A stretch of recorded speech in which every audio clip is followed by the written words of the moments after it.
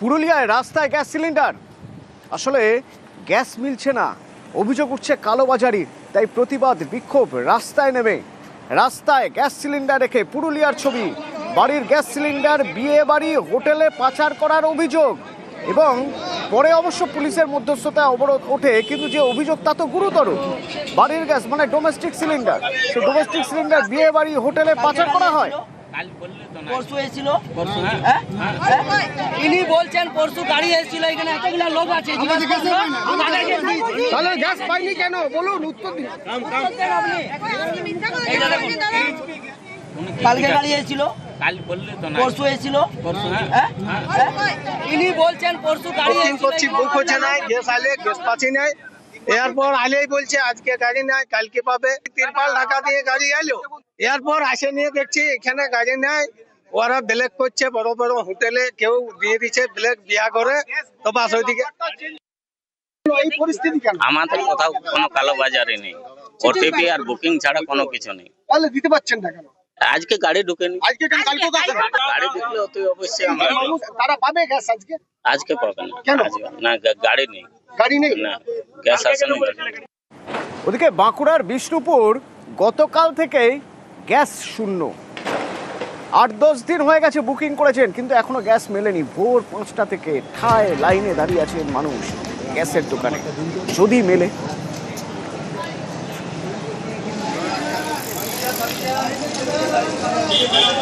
একটি সিলিন্ডার, তারপরে 1 মাস আগে শেষ হয়ে গেছে। যে দিন 15 আগে বুকিং নিয়েছে এসে দাঁড়িয়ে আছি, ও আজ আসবে কাল আসবে। এবারে গ্যাস শেষ, এবারে আমাকে মাঝে মাঝে হোটেলে খেতে হচ্ছে। সমস্যা মানে মারাত্মক সমস্যা, এবং ওনারা বুকিং নাম্বারটাকে চেঞ্জ করে দিয়েছে খেয়াল মতো। আলিপুরদুয়ারের দাস পরিবার পড়েছেন মহা সমস্যায়। ভাড়া বাড়িতে থাকেন তো অনেক কিছু মেনে চলতে হয়। গ্যাস সিলিন্ডার তো শেষ, তাহলে উপায়? উনুনে রান্না করা যাবে না, করতে দেওয়া হচ্ছে না, তাহলে উপায়? অতএব ভাতের হোটেল, সেই ভাতের হোটেলে গিয়েই খেতে হচ্ছে। আর সকাল থেকে গ্যাসের দোকানে লাইন।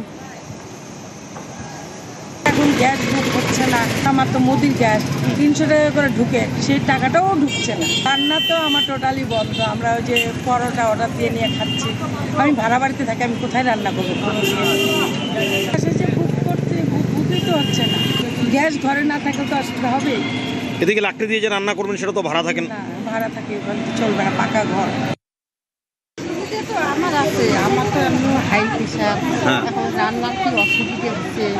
হ্যাঁ, হেন্ডি গ্যাস আমার নাতি বাড়িতে খেলায় দিয়ে আসছি, এখন এই যে দেখো লাইনে দাঁড়াইছি, এখন হয় কি না সেটাও আমি জানি। বুক করছি, ওটিপি নাম্বার আসেনি, তার জন্য আমি লাইনে দাঁড়াইছি। যেরকম বুকিং না। এখন মোটামুটি কেমন বুকিং পাচ্ছেন? থেকে একটু কম পাচ্ছি। আচ্ছা, কেমন মানে কতটা কম? মোটামুটি আগে কত হতো, এখন কত হতো, কত হচ্ছে? আচ্ছা, এই কমের কারণটা কি? বুকিং করতে পারতেছে না পাবলিক, এটাই। এছাড়া কোনো গ্যাস কম নাই, গ্যাস যা আছে। ওদিকে শিলিগুড়ি বাণিজ্যিক গ্যাস সিলিন্ডার শেষ, কিন্তু হোটেল কর্তৃপক্ষ বা রেস্তোরাঁ কর্তৃপক্ষ হার মানতে নারাজ। অতএব কাঠকয়লার উনুনেই রান্না হচ্ছে, কিন্তু এখানে সমস্যা আছে। যেমন ধরুন, বেশ কিছুটা সময় লেগে যাচ্ছে রান্না হতে। আর 2 নম্বর, রান্নার খরচ যাচ্ছে বেড়ে, যে খরচটা হয়তো খদ্দেরদের উপর দিয়েই যাবে, কারণ কিছু করার নেই। কিন্তু যেহেতু বেশি সময় লেগে যাচ্ছে, সব রকম মেনু এখন আর করা যাচ্ছে না, সেক্ষেত্রে মেনু লিস্টেও কাটছাট করতে হচ্ছে। স্টাফকে খাওয়া দিতে পারছি না, ওদের খাওয়ার জন্য প্রবলেম হচ্ছে। গ্যাস নাই, কিভাবে অল্টারনেট করবে? ক্লায়েন্টকে মেনু কমিয়ে দিচ্ছে ওরা, তারপরে ক্লায়েন্টকে খাওয়া দিতে পারছে না। ক্লায়েন্ট উল্টা রেগেই যাচ্ছে, যাদের একটা কম্বিনেশন থাকে খাওয়া, ওটা দিতে পারছে না, লিমিটেড মেনু। একটা গ্যাসের যাদের কাজ করার হ্যাবিট আছে, ওদেরকে সাডেনলি অন্য যদি চারকোল বা লাকড়িতে দেওয়া যায়, ওরা জানে না, ওরা প্র্যাকটিস নাই ওদের, তো ওদের দ্বারাও বহুত অসুবিধা হচ্ছে। তো অনেকই প্রবলেম চলতেছে। এবারে আমি একটাই আছে কি, আমরা কিভাবে এখন সার্ভাইভাল স্ট্র্যাটেজি আপনাচ্ছি, কিভাবে সার্ভাইভ করব।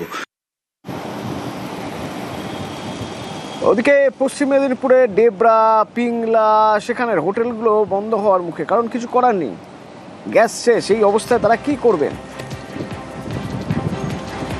কাঠকয়লা তারা চেষ্টা করছেন রান্না করার, কিন্তু সেক্ষেত্রেও যেটা হবে তা হলো হোটেল বা ধাবার মেনু অনেক কমিয়ে দিতে হয়েছে।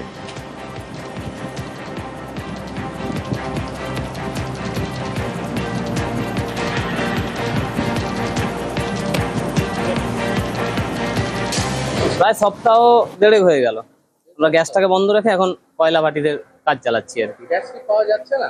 এখন অর্ডার দিলে তো এসছে না, সেরকম অ্যাভেলেবেল নেই, বা এখন তো বুকিংই করা যাচ্ছে না। 5-6 দিন। তো কিভাবে চলছে এখন? এই ঘুঁটে কাঠ এইসব জ্বালিয়ে। কত লোকের রান্না হয় এই ধাবায় প্রত্যেকদিন? প্রত্যেকদিন প্রায় ধরুন 100 জনের। সবাইয়ের কি একই অবস্থা? একই অবস্থা স্যার। ওদিকে মেচেদা রাজ্য সড়কে, সেখানে জাতীয় উন্নয়ন পার্টি তারা বিক্ষোভ করছে, রাজ্য সড়ক অবরোধ করে রেখেছে। হলদিয়া মেচেদা রাজ্য সড়ক অবরোধ এবং যার জেরে রাস্তায় যানজট। গ্যাসের দাম বৃদ্ধিকা নয়, ইসরায়েলের ছেলে মোদি বাবু জবাব চাই, জবাব হচ্ছে কেন? মোদি সরকার জবাব চাই, জবাব দাও, অবিলম্বে গ্যাসের দাম কমাতে হবে। ইসরায়েলের ছেলে মোদি বাবু জবাব চাই, জবাব দাও। গ্যাসের দাম আকাশ ছোঁয়া কেন? ইসরায়েলের সন্তান মোদি বাবু জবাব চাই। আর ওদিকে কালিম্পং, বাঙালি কালিম্পংয়ে গেলে বা কালিম্পংয়ের উপর দিয়ে গেলে মোমো বা থুপ্পা খাওয়ার জন্য স্ট্রিট ফুড কর্নারগুলো ভিড় জমায়, কিন্তু সেগুলো আস্তে আস্তে বন্ধ হয়ে যাচ্ছে। সবচেয়ে মুশকিলে পড়ছে দূরের দিকের গ্রামগুলো, কারণ কেন্দ্র সরকারের নির্দেশ অনুযায়ী সেখানে বুক করার 45 দিন পরে পৌঁছবে গ্যাস।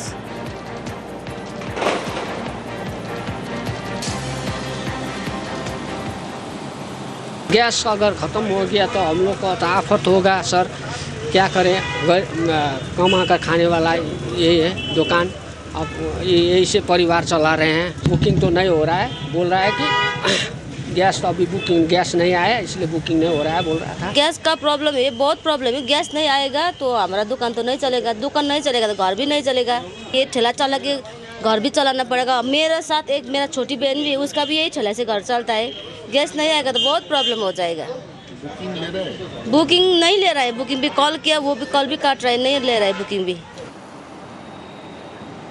বউবাজারে সোনার শিল্পী, যারা সোনার কারিগর, যারা সোনার কাজ করেন, তারা পড়েছেন দুশ্চিন্তায়।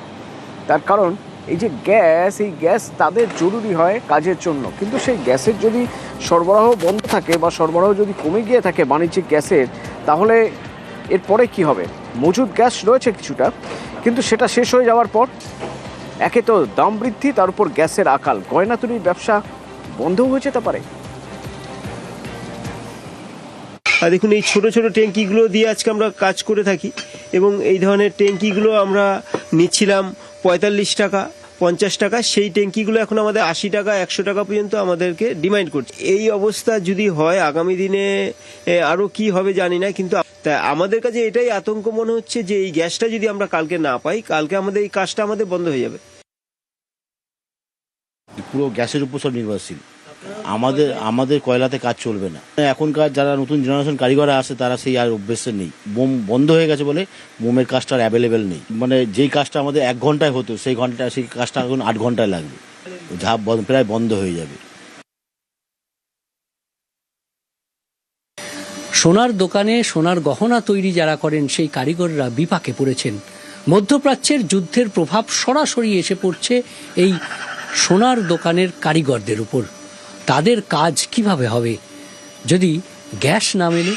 বাণিজ্যিক গ্যাস দেওয়া ইতিমধ্যেই বন্ধ করা হয়েছে, ব্ল্যাকে সেই গ্যাস কিনতে গেলে ডাবলের বেশি মূল্য, আর তাতেই বিপাকে পড়েছেন সোনার অলংকার শিল্পীরা। তাদের কাজ ভবিষ্যতে কি হবে সেটা নিয়েই তারা চিন্তিত। পুরনো যুগের যে কাঠ কয়লা বা মোমের যুগে ফিরে যাওয়া সম্ভব নয়। যেমন সময় লাগবে, তেমনি সেই প্রযুক্তি এখনকার শিল্পীরা রপ্ত করতে পারবেন না, আর তাই বিপাকে স্বর্ণশিল্পীরা। ক্যামেরায় পিন্টু সরকারের সঙ্গে বিশ্বজিৎ সাহা, নিউজ 18 বাংলা।